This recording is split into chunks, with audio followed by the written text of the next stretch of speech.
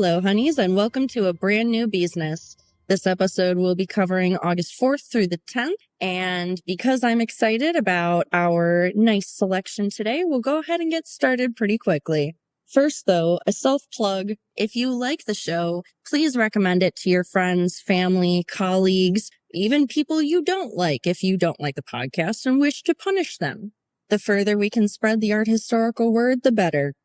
2 quick follow-ups. First, several businesses ago, we mentioned that 2 new Yayoi Kusama sculptures would arrive in London. They now have, with the permanent sculpture, Infinite Accumulation, in Kusama's own words, representing a massive metropolis with people of all cultures moving constantly. This may have been the inspiration for its shape, a swirling metallic mass of reflective orbs on intertwining strings that rises 33 feet high and 40 feet wide. Infinite Accumulation was placed outside Liverpool Street, which is London's busiest underground station. The second work on show is one of her iconic 20-foot-high black polka-dotted orange pumpkins. This has been temporarily installed near the Round Pond in Kensington Gardens by Serpentine until November.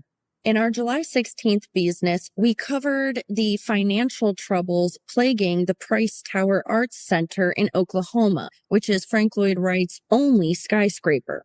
Last week, the owners of the center announced that it will close because of this financial chaos.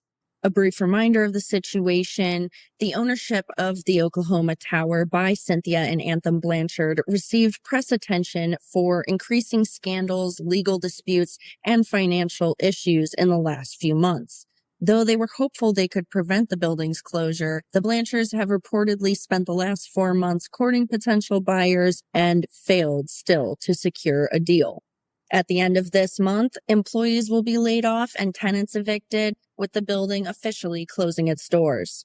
Said one employee of longtime tenant Bartlesville Monthly Magazine, quote, "We hate to see chains on the door of one of the best buildings in the world," end quote. We also heard last week that an amateur sleuth solved the mystery behind a UK museum's Fabergé frames. The frames were spotted in storage back in 2019 by Jeffrey Munn, a fine jewelry expert for Antiques Roadshow. These ornate antiques then came from nearby Preston Manor to Brighton Museum and Art Gallery.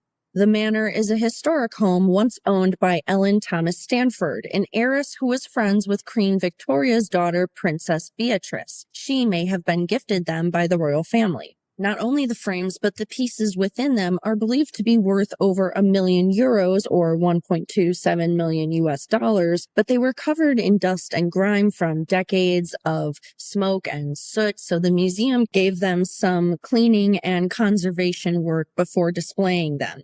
The identifier of the 2 women pictured within the frames was Andrienne Reu. She used her own knowledge of historical fashion and hairstyling to try and date the pictures, looking through debutante portraits and marriage records for wealthy and royal couples to help crack the case. So who is who? The light purple frame shows Sophia of Prussia, Queen of Greece and granddaughter of Queen Victoria. The smaller pink frame, though, shows Maria Perugia. Though Perugia was not a noble, she was married to the enormously wealthy Leopold de Rothschild.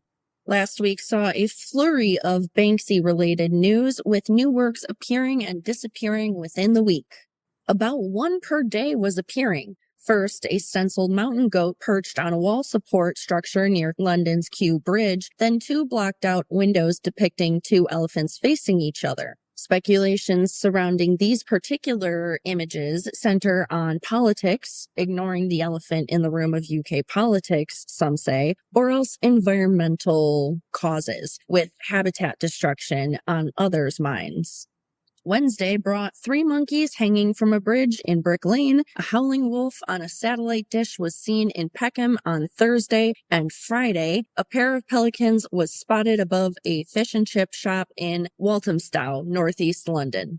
Because not all locals are fans, extra protections are being called for these works. For example, our source Art News points towards a Banksy mural that was defaced with white paint shortly after its debut in March in the northern part of the city. In fact, within the week it appeared, the Howling Wolf work was stolen by the removal of the satellite dish it was painted on from the building in broad daylight, no less. Video of the thieves caught by a local on lunch break shows them just taking it, just walking away with it like it's nothing.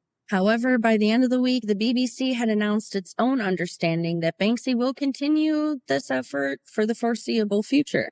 Headlines last week also drew attention to a new Wisconsin statue honoring Vel Phillips, a trailblazing civil rights activist and politician. Phillips had an extremely lengthy career in public service. She was both the first Black person and the first woman on the Milwaukee Common Council in 1956. She later became the first Black woman elected to the Democratic Party's National Committee. In 1978, Phillips won the seat for Wisconsin's Secretary of State, becoming the U.S.'s first Black woman elected statewide to an executive office. The new sculpture was officially unveiled in Madison's Capitol Square on Saturday afternoon, July 27th. It was designed by the late artist Radcliffe Bailey. So why we care about this one, honeys? Representation in sculpture. A 2021 year-long study by Monument Lab, a nonprofit public art and history studio, showed that only 6% of U.S. monuments portray women. 10% commemorate Black or Indigenous individuals. Phillips's likeness is the first sculptural rendering of a Black woman installed outside a state capitol building. Michael Johnson, the executive director of the Boys and Girls Club of Dane County, said it perfectly, so I'll just quote him. The young people of Wisconsin and generations thereafter need to see that representation matters, and they need to see heroes and leaders who reflect the ecosystem of our communities at large, end quote. A quick obituary this week for Casper Koenig, a storied exhibition maker and institution builder who passed at 80 last week. According to Art News, he will be remembered for his trailblazing work as a curator, educator, museum director, and someone who had a profound influence, they say, on the course of contemporary art for the last 50, 60 years. For example, in the 1960s, while still in his 20s, Koenig organized exhibitions with Claes Oldenburg and Andy Warhol at the Moderna Museet in Stockholm, Sweden. In 1997, he co-established the sculpture Project Münster, which is an ambition and public-focused art showcase that occurs in Münster once a decade. We had a lot of juicy headlines coming out of the institutions and law sections of Arts News last week. First, the firing of several heads of major arts institutions in Slovakia raised many an eyebrow. The actual decider of fates was a woman named Martina Semkovikova, a former TV presenter. Her career was ended over anti-refugee posts on social media. She was also nominated for Homophobe of the Year by the Slovak Human Rights Institute, Judskich Prav, I think it's pronounced, in 2018.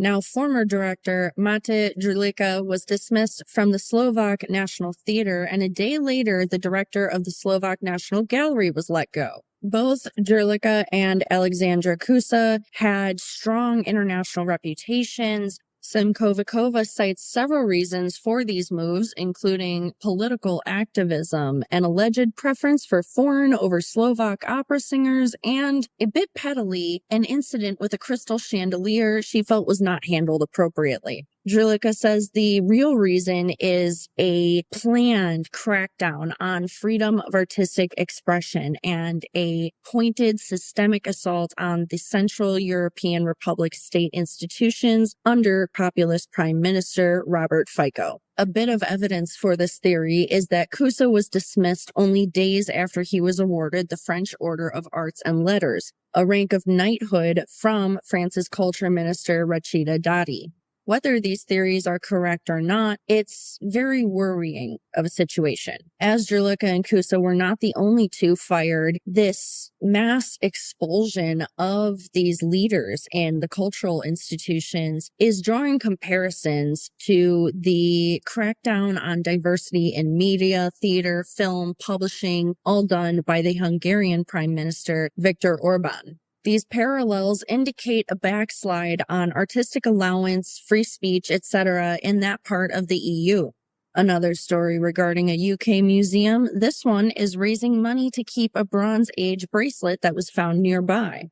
The Dorset Museum and Art Gallery of Dorchester, England, has decided to crowdsource funds to acquire a rare late Bronze Age gold bracelet found in the village of Hilton nearby. They have already raised €720 of the €1,200 valuation. But what's fascinating, honeys, is that it seems they will likely meet this goal, especially because last November, they were able to successfully raise €17,000 to acquire a Middle Bronze Age hoard. Experts have dated that bracelet fragment based on other specimens from the time with similar characteristics. We're including this story today, honeys, because the Dorset Museum warned that if they cannot purchase the bracelet, it might go to private collectors who could keep it from further study about the Bronze Age and provide rare knowledge of local techniques. But seriously, honeys, crowdsourcing as a museum funding method, who would have thought? And especially that this small museum could pull it off twice. Pretty amazing. Another fairly shocking headline from last week, Harvard has officially decided not to remove the Sackler name from the University Art Museum and campus buildings. The battle over the name began in October 2022 when a student group called the Harvard College Overdose Prevention and Education Students submitted a 23-page proposal requesting the removal of the name. This kicked off an extended activism campaign that aimed to distance the college from the Sackler family, which previously owned Purdue Pharma. Back in 1985, Arthur Sackler donated $10.7 million to Harvard to allow for the construction of the museum, which is dedicated to works from Asia, the Middle East, and the Mediterranean, located on campus. Sackler passed in 1987, which was 9 years before Purdue Pharma started selling OxyContin. Knowing this would likely be a defense, the student group said that while Arthur died before the production and sale of the drug, he advanced marketing practices that contributed to its rise. The Harvard Crimson, which first reported on the news last week, said that the mostly university administrator-loaded committee found these arguments unconvincing. Their concluding 15-page report said that Sackler's personal connection to the opioid epidemic was too weak to create an immediate need for the removal of his name from the museum and other buildings on campus. We're featuring this story as one of our last today, honeys, because it's a very unusual decision considering the scale of the protests against the Sackler family in the last 10-ish years, even in the arts world. Very big names have been dropping them. In 2019, Tufts University stripped the family name from its programs and facilities. The Smithsonian Institution rebranded the Arthur Sackler Gallery and the Freer Gallery of Art to the National Museum of Asian Art in 2019 as well. Only 2 years later, the Serpentine Galleries took the Sackler name off one of its venues, and the Met announced it would remove Sackler from its galleries as well. So the question is, why not Harvard? Though they do have a point, there is probably conditions of the donation that they must adhere to. The political part of this case is unignorable. It's almost like we're watching a different version of separating art from the artist. How quote-unquote bad does a donor have to be before their name loses currency or power or respect for that matter? The Sackler family is increasingly finding out. And our last quick story of the day, the Warhol Foundation announced its intentions to sell the artist's works on eBay to benefit its grantees. The foundation was established in 1987 in accordance with Warhol's own will. It's dedicated to funding contemporary art throughout the U.S. Supporting mostly experimental and under-recognized artists, arts organizations, and curators, its cash grants over the years have totaled almost $300 million. The prices for these photos, prints, and posters range $250 to $20,000. The foundation hopes to generate a total of almost $1.5 million to benefit 74 total organizations. This plan was announced on August 6th in celebration of what would have been Andy Warhol's 96th birthday.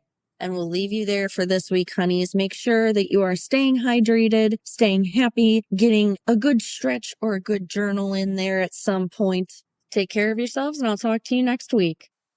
This podcast and this episode were created, produced, hosted, and researched, as well as fact-checked by yours truly, Celia Bugno. It was edited by our brand new sound engineer and producer of our intro music, Chris Meinhold. Don't forget to like, share, and subscribe on all of your favorite streaming platforms as well as your social medias.